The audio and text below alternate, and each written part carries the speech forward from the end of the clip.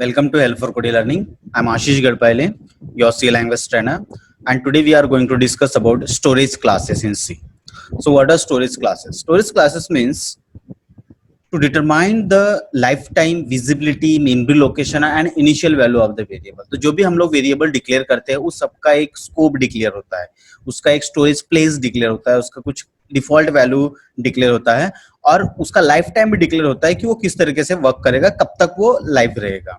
हमारे पास में एक चार्ट है जिसमें हमने इलेबरेट किया हुआ है हर एक वेरिएबल्स को के लिए जो स्टोरेज क्लास यूज होने वाला है उसको. तो सबसे पहले डिस्कस करते हैं हम लोग ऑटो के बारे में. तो what is mean by auto कि by default every variables are auto, क्योंकि हम लोग डिटेल में उसको डिस्कस भी करेंगे. तो जो ऑटो वेरिएबल जो होता है वो रैम के अंदर इनिशियलाइज होता है. देन उसकी डिफॉल्ट वैल्यू जो है गार्बेज वैल्यू होती है, स्कोप उसका लोकल रहता है, मींस ब्रैकेट के अंदर ही यूज होता है. देन एक्सटर्नल वेरिएबल है हमारे पास में. एक्सटर्नल वेरिएबल जो है रैम के अंदर में डिक्लेयर होता है, डिफॉल्ट वैल्यू उसका 0 होता है. स्कोप जो है उसका ग्लोबल वर्जन होता है, मींस जब भी आपको ग्लोबल वर्जन ऑफ वेरिएबल चाहिए तो हमको एक्सटर्नल वेरिएबल डिक्लेयर करने पड़ते हैं. और इसका जो लाइफ टाइम होता है वो प्रोग्राम में कभी भी हम लोग कहीं पर भी एक्सेस कर सकते हैं और प्रोग्राम के बाहर भी हम लोग जो है फाइल में हम लोग यूज कर सकते हैं अगर हमने उस फाइल को इंक्लूड किया है. देन हमारे पास में एक स्टैटिक वेरिएबल रहता है. तो स्टैटिक अगर हम लोग स्कोप यूज करते हैं तो उसका जो स्टोरेज प्लेस है वो रैम रहता है, डिफॉल्ट वैल्यू उसका 0 रहता है, उसका स्कोप लोकल रहता है और ये भी थ्रू आउट द प्रोग्राम जो है हम लोग एक्सेस कर सकते हैं but with in a bracket, with in a functions. Okay.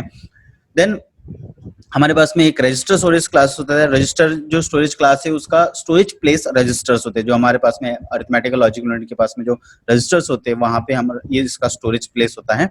Then default value इसका गार्बेज होता है और इसका भी जो फंक्शनैलिटी है वो स्कोप जो रहता है ये लोकली रहता है. मींस एक ब्रैकेट के अंदर में अगर हमने वेरिएबल डिक्लेयर किया तो उस ब्रैकेट के अंदर ही वो एक्सेसिबल रहेगा. सबसे पहला है हमारे पास में ऑटो स्टोरेज क्लास. तो by default every variables are declared as auto. means any variable declared within a bracket are comes under the auto class because they gets memory automatically and whenever function is called they destroy automatically whenever function is destroy.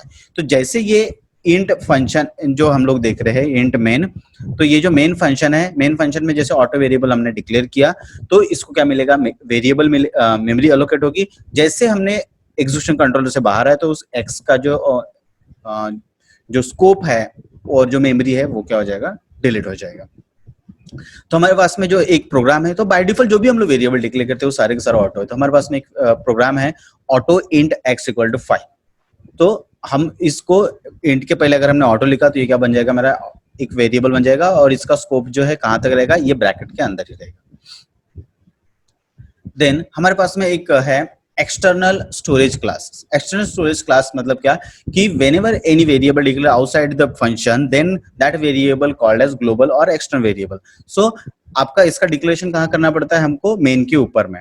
तो main के ऊपर में जो भी हमने variable declare किया तो ये वेरिएबल जो थ्रू आउट द प्रोग्राम कहीं पे भी एक्सेसिबल रहेगा. लाइक इसको हम लोग मेन के अंदर एक्सेस कर सकते हैं, फंक्शन के अंदर एक्सेस कर सकते हैं. अब इस x का वैल्यू है 5 तो हमने यहाँ पे प्रिंट किया 5. अब x का वैल्यू जो है मेन फंक्शन चेंज कर रहा है अप टू 15 और जब हमने फंक्शन को कॉल किया तो ये फंक्शन के लिए भी क्या हो जाएगा, 15 बन जाएगा. मतलब एक्सटर्नल वेरिएबल क्या है, आपका ग्लोबल वेरिएबल है. अगर किसी एक फंक्शन ने उसके में मॉडिफिकेशन किया तो कहीं पे भी उसको हम लोग यूज कर सकते हैं. एक्सटर्नल वेरिएबल जो रहता है मींस ग्लोबल वेरिएबल आप आउटसाइड प्रोग्राम भी एक्सेस कर सकते हैं, मतलब दूसरे प्रोग्राम भी एक्सेस कर सकते हैं. फॉर एग्जांपल कि हमारे पास में एक प्रोग्राम है file1.c. file1.c में आपने जो है एक वेरिएबल लिखा है x इक्वल्स टू 5, ठीक है. और इस x इक्वल्स टू 5 जो है बाहर वेरिएबल था, मतलब ग्लोबल वेरिएबल था, हमने इसको यहाँ पे प्रिंट कर दिया. तो जो हमारे पास में एक file2.c जो है अगर हम उसमें इंक्लूड करते हैं, लाइक file1.c को हमने इंक्लूड किया यहाँ पे, हेडर फाइल जैसे हम लोग इंक्लूड करते हैं उस तरीके से हम लोग कोई भी फाइल को इंक्लूड कर सकते हैं. और यहाँ पे हम लिखते हैं यहाँ पे एक्सटर्न इंट x. तो इसका मतलब क्या होता है एक्सटर्न इंट x का, कि ये क्या होगा, यहाँ पे ग्लोबल वेरिएबल जो है एक्सेसिबल होगा. ठीक है. तो इस तरीके से हम लोग ग्लोबल वेरिएबल कहीं पे भी एक्सेसिबल कर सकते हैं. देन स्टैटिक स्टोरेज क्लास के बारे में डिस्कस करते हैं. Static by default contain 0 value and always static variable initialise 1. ये क्या होता है, ये सिर्फ एक ही बार इनिशियलाइज होता है स्टैटिक वेरिएबल. तो स्टैटिक वेरिएबल के लिए हम लोग छोटा सा प्रोग्राम देखते हैं कि फॉर एग्जांपल मेरे पास में एक मेन फंक्शन है. मेन फंक्शन में मैंने एक fun नाम का जो यूजर डिफाइंड फंक्शन है उसको मैंने कॉल किया. यहाँ पे देखिए क्या हो रहा है कि अगर मैंने वेरिएबल को अगर स्टैटिक अगर नहीं लिखा तो क्या होगा कि फॉर एग्जाम्पल आपके वेरिएबल स्टैटिक नहीं है तो क्या होगा, x की वैल्यू 2 प्रिंट होगी, y की वैल्यू 5 प्रिंट होगी और z की वैल्यू जो 3 है 3 प्रिंट होगी, मतलब 2 5 3 प्रिंट होगा. लेकिन जब हमने y प्लस प्लस और x प्लस प्लस किया तो x की वैल्यू चेंज हो जाएगी, y की वैल्यू चेंज हो जाएगी, लेकिन जब फंक्शन हम कॉल करेंगे तो क्या होगा, फिर से ये वही वैल्यू इनिशियलाइज कर देगा, है ना। तो हम क्या कर रहे हैं, अगर हम लोग इस वेरिएबल को हम लोग स्टैटिक करते हैं तो ये क्या करता है, ये इनिशियलाइज सिर्फ एक ही बार करता है, और जो अपडेटेड जो रिजल्ट रहता है उससे डील करता है। तो अपडेटेड रिजल्ट क्या आने वाले थे उसमें, x की वैल्यू 3, y की वैल्यू 6, फिर x की वैल्यू 4, y की वैल्यू 7, इस तरीके से अपडेटेड रिजल्ट आएगा। तो स्टैटिक से होता है सिर्फ एक ही बार इनिशियलाइज होता है स्कोप के अंदर में। हमारे पास में एक machine test point of view program है। अगर आपको प्रोग्राम अगर ऐसा आता है कि program to print 5 4 3 2 1 without using loop, अगर आपको लूप का यूज नहीं करना है और आपको ये आउटपुट अगर प्रिंट करना है तो आप लोग इसको किस तरीके से लिखेंगे। तो आप क्या कीजिए कि एक static variable int i equals to 5 लिख दिया मैंने, चेक कर रहा हूँ कंडीशन के लिए क्योंकि मेरा लूप स्टॉप भी होना चाहिए। तो i ग्रेटर देन 0 मैंने i को प्रिंट कर दिया, i माइनस माइनस, तो i का वैल्यू क्या हो जाएगा 4। मेन को खुद को हम लोग कॉल कर रहे हैं, रिकर्सिवली कॉल कर रहे हैं, तो मेन क्या करेगा, खुद को कॉल करेगा, इसको इग्नोर कर लेगा क्योंकि ये एक ही बार इनिशियलाइज करता है।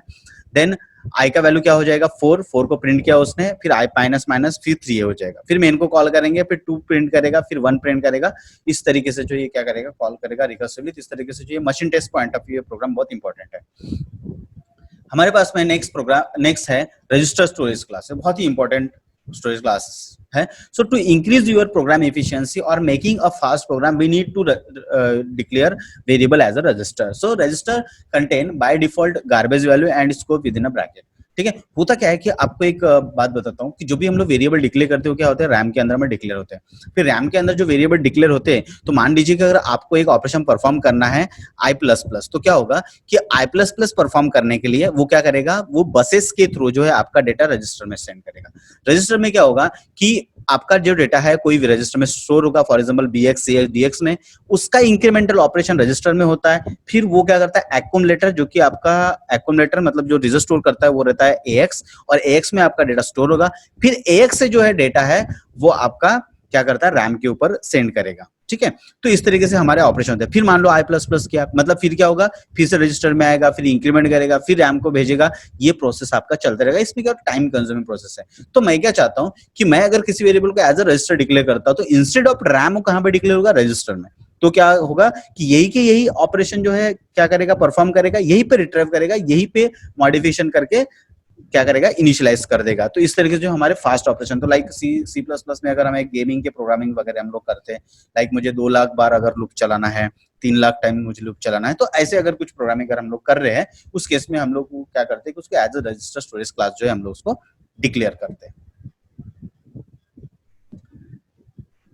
तो ये एक प्रोग्राम है आपके पास में कि program to use register storage class. तो मैंने क्या किया, 0 से लेकर 20,000 टाइम तक एक लूप चलाया। अगर हम लोग नॉर्मल वेरिएबल डिक्लेयर करते हैं तो रैम के अंदर डिक्लेयर होगा, तो इंटरनली उसके परफॉर्मेंस पे प्रॉब्लम हो सकता है। तो इसलिए हमने क्या किया, उसको एज अ रजिस्टर डिक्लेयर किया, तो ये क्या करेगा, फास्ट ऑपरेशन परफॉर्म करेगा।